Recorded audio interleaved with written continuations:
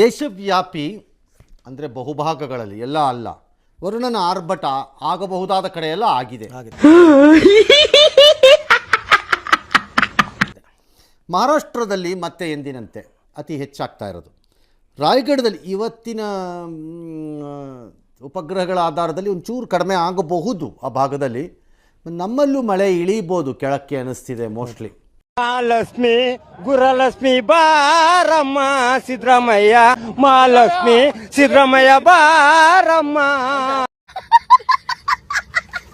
ಹೇಳಿದ್ದಾರೆ. ಅದನ್ನು ನೋಡಿದ್ರೆ ಪ್ರೋಗ್ರೆಸ್ ಆಗ್ತಿರೋದು ನೋಡಿದ್ರೆ ಹಂಗೆ ಕಾಣಿಸ್ತಾ ಇದೆಯಪ್ಪ ಮೇಲ್ನೋಟಕ್ಕೆ. ಇದೆ, ಇಲ್ಲೊಂದು ಸಮಸ್ಯೆ ಖಂಡಿತ ಇದೆ.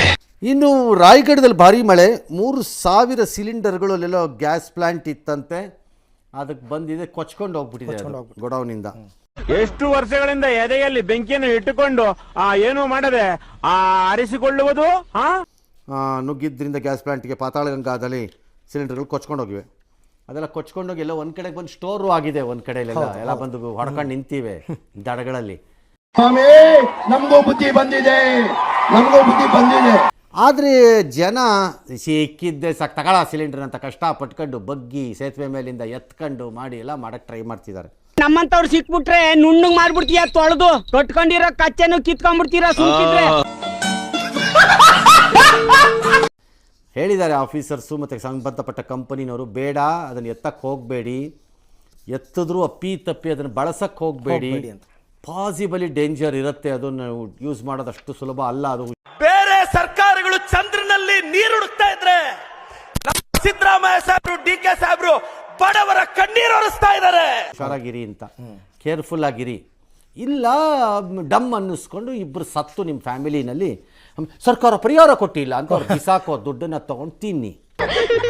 ಹೇಳಿದ್ ನಿನ್ ತಪ್ಪಲ್ಲ, ಕೇಳಿದ್ ನಮ್ ತಪ್ಪು. ಎರಡಲ್ಲೂ ಒಂದು ಮಾಡ್ಕೊಳ್ಳಿ. ಇದನ್ನ ನಾನು ಹೇಳಿದ್ರೆ ಏನು ಪ್ರಯೋಜನ ಇಲ್ಲ, ಅಲ್ಲಿರೋ ಜನಕ್ಕೆ ಏನಾದ್ರು ರೀಚ್ ಆಗಲ್ವಲ್ಲ.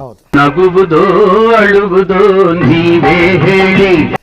ಇನ್ನು ಗುಜರಾತ್ನಲ್ಲಿ ಸೂರತ್ತಲ್ಲೆಲ್ಲೋ 200 ವರ್ಷದಲ್ಲಾಗಿಲ್ಲದೆ ಇರೋ ಮಳೆ ಆಗಿದೆ. ಮಧ್ಯಾಹ್ನ ತಕ್ಷಣ ಗುಡುಗು ಮಿಂಚು ಬರ್ತಿದೆ. 200 ವರ್ಷ. ಅಮೇಝಿಂಗ್ ಅದು. ಹಿಂಗಾದಾಗ ಯಾವ ನಗರ, ಯಾವ ಪಟ್ಟಣ, ಯಾವ ದೇಶ ತಯಾರಿ ಆಗಕ್ಕಾಗತ್ತೆ? ಆಗಲ್ಲ. ಕರೆಕ್ಟ್. ಯಾರಾಗ್ತಾರೆ? ದೆಹಲಿ ಮತ್ತು NCR ಪ್ರದೇಶದಲ್ಲಿ ಭಾರಿ ಮಳೆ.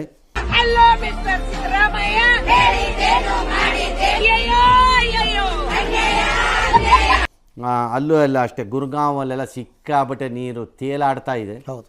ಇದೆಲ್ಲ ನೋಡಿದ ಮೇಲೆ ಅನ್ಕೊಂಡೆ, ಇಲ್ಲಿವರೆಗೆ ಬೆಂಗಳೂರು ತೇಲಿದೆ, ನಾನು ತೇಲಿಲ್ಲ ಅನ್ನಲ್ಲ. ಆದರೆ ಬೆಂಗಳೂರಲ್ಲಿ ನಿರ್ದಿಷ್ಟ ಪ್ರದೇಶಗಳು ತೇಲುತ್ತೆ, ಎಲ್ಲ ಕಡೆ ಆಗಲ್ಲ. ಹೋಲೇ ತೇಲಲ್ಲ ನಮ್ಮಲ್ಲಿ. ಹೌದು. ನಮ್ಮಲ್ಲಿ ಕೆಲವು ನಿರ್ದಿಷ್ಟ ಪ್ರದೇಶಗಳಿವೆ, ಆ ನಿರ್ದಿಷ್ಟ ಪ್ರದೇಶಗಳು ತೇಲ್ತಾ ಇರ್ತವೆ. ನಿಮ್ಗೆ ಹೊಡಿರಿ ಚಪ್ಪಾಳೆ, ಹೊಡಿರಿ, ಇದು ನಮ್ಮ ದೇಶ ಅಂದ್ರೆ ನಿಜ. ಹಂಗಿದೆ ನಮ್ಮ ಪರಿಸ್ಥಿತಿ. ಇದು ಹಂಗಿಲ್ಲ, ಇಲ್ಲಿ ಹೋಲ್ ಸಿಟಿನೇ ತೇಲ್ತಾ ಇದೆ ಇಲ್ಲಿ. ನಿಜ. ಆದರೆ ನ್ಯಾಷನಲ್ ಮಾಧ್ಯಮಗಳಲ್ಲಿ ಕೆಲವರು ಆ ಟೈಮ್ಗಳೆಲ್ಲ ಏನು ಬುರುಡ ಬಿಡಿದ್ರೆ ಬೆಂಗಳೂರು ಮುಳುಗೇ ಹೋಯ್ತು, ಕ್ಲೋಸ್ ಅನ್ನಂಗೆ ಮಾತಾಡ್ತಾರೆ. ಇದೆಲ್ಲ ಏನು ಹಂಗಂದ್ ನನ್ ಬಗ್ಗೆ ಕೆಡಿಕೊಂಡು ಬಾಳೆ ಊಟ ಇಟ್ಬಿಡಕಿಲ್ವಾ? ಇದು ಹಂಗೇನೆ, ಇದಕ್ಕೆ ಅಪ್ಪನಂಗಿದೆ. ಹೌದು. ಈಗಲೂ ಹೇಳ್ತೀನಿ, ಇದನ್ನ ನೋಡಿದ ಮೇಲೆ ನಾವೇ ಬೆಟರ್ ಅನ್ನಿಸ್ತಿದೆ ನನಗೆ. ಹೋಗಿ ಬಂದು ಮೂಗಿ ನಡ್ಕೊಂಡಂಗ ಅದನ್ನೇ ಹೇಳ್ತಿಲ್ಲ ನೀನು. ಅಲ್ಲಿ ಅಂದ್ರೆ 3 ಗಂಟೆ 4 ಗಂಟೆ 5 ಗಂಟೆ ಒಟ್ಟೊಟ್ಟಿಗೆ ಮಳೆ ಹೊಡಿತಾ ಇದೆ. ಅದು ಎಷ್ಟಾರು ಹೊಡ್ಕೊಳ್ಳಿ, ಇಲ್ಲೂ ಹೊಡೆದಿದ್ಯಲ್ಲ ಎಷ್ಟೋ ಸರಿ. ಏನು ಹೊಡೆದಿಲ್ವಾ? ಏನೋ ದೆಹಲಿನಲ್ಲೂ ಆಗಿದೆ, ಎಲ್ಲ ಕಡೆನೂ ಆಗಿದೆ. ಯಮುನಾ ನದಿ ನೀರು ಎದ್ದು ಬಂದು ಮೇಲಕ್ಕೆ ಬಂದ್ಬಿಟ್ಟಿದೆ. ನಾವು ಮತ್ತೆ ಅಧಿಕಾರಕ್ಕೆ ಬರ್ತೀವಿ, ಬಿ ಕೇರ್ಫುಲ್. ನೋಯ್ಡಾನಲ್ಲೂ ಹಾಗೆ ಆಗಿದೆ, ಮನೆಗಳು ಕುಸ್ತಿದೆ. ಭಾಳ ಕಡೆ ಸ್ಥಳೀಯರು ಕ್ರೇನ್ ಸಹಾಯಗಳಿಂದ ವಾಹನಗಳನ್ನೆಲ್ಲ ಎತ್ಕೊಂಡಿದ್ದಾರೆ. ಹಿಮಾಚಲದಲ್ಲಿ ಒಂದಷ್ಟು ಗುಡ್ಡ ಕುಸಿತ ಆಗಿದೆ. ಹಿಮಾಚಲದಲ್ಲಿ ಆಗುತ್ತೆ ಗುಡ್ಡ ಕುಸಿತ. ಬ್ಯಾಡ್ಲಿ ಮಿಸ್ಯೂಸ್ಡ್ ಸ್ಟೇಟ್ ಅದು. ನೀವು ಭೂಮಿಯನ್ನು ಅವಮಾನಿಸಿದ್ರೆ ಹೀಗೆ ಆಗೋದು. ನನ್ನ ಬ್ರದರ್ಸ್ ಅವರು, they are my brothers, we live together, we die together. ನನ್ನ ಮೇಲೆ ಆಣೆ ಇಟ್ಟು. ಬಾಯ್ ಬಾಯ್, ಟಾಟಾ, ಗುಡ್ ಬಾಯ್, ಗಯಾ.